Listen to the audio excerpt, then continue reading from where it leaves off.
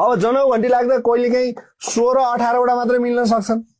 जनौ घन्टी लाग्दा 16-15-18 मात्रै मिलेको हुनसक्छ, आफूले लागेको 16-15-18 मात्रै मिलेको हुनसक्छ। अब यो 16 मिलेको मान्छेले अब बाँकी 5 मिनटमा बाँकी सबै गर्न सकिन्छ त? 34 त्यो त सम्भवै छैन। त्यो त विद्यार्थी आफू पनि कन्भिन्स हुनु पर्यो नि। जनौ घन्टी लाग्दा 16-18 मात्रै मिलेको छ भने बाँकी त कन्भिन्सै हुनुपर्छ। सकिँदैन, त्यसपछि त्यो पढेर नि भ्याउँदैन र थपेर पनि थप्न सकिँदैन। 16बाट 25 थप्न त गाह्रै हुन्छ 5 मिनटमा। अब के गर्ने भन्दा एकछिन आँखा चिम्म गर्ने, लौ परमेश्वर, कुल देवता, माउली देवता, छिमेकी देवता, 33 कोटी देवी देवता सबै दाहिने पर्नु। यो वर्ष मैले यति मैले नपढेर मैले अल्छी गरेर मैले बिगारेँ।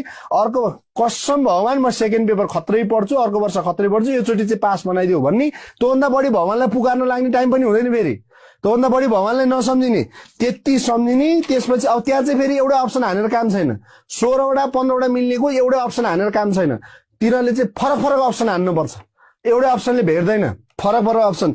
ए भाइ ए लाउने, डी यसो सम्झिने, लौ स्वयम्भू, ए पशुपतिनाथ हत्या गर भन्ने एकदम फास्ट। फेरि पशुपतिनाथ भन्नु अगाडि गोलो लगाइसक्ने। पशुपतिनाथलाई सम्झिँदा 3-4वटासम्म गोलो लगाएर भ्याउने। किनभने त्यो 34वटा गोलो लाउने टाइम पनि पुग्दैन कि तपाईँसँग जनौ घन्टी लगाएर त्यो गनेर मैले यति थोरै मिलाएँ भन्दाखेरि तपाईँले तपाईँसँग 2-3 मिनटको समय त त्यो 34वटा गोलो लाउँदै जान्छ। किनभने गोलो पनि हामीले ध्यान दिएर लाउनु पर्ने हुन्छ। गोलो लाउँदा पनि त ध्यान दिनु पर्यो नि त।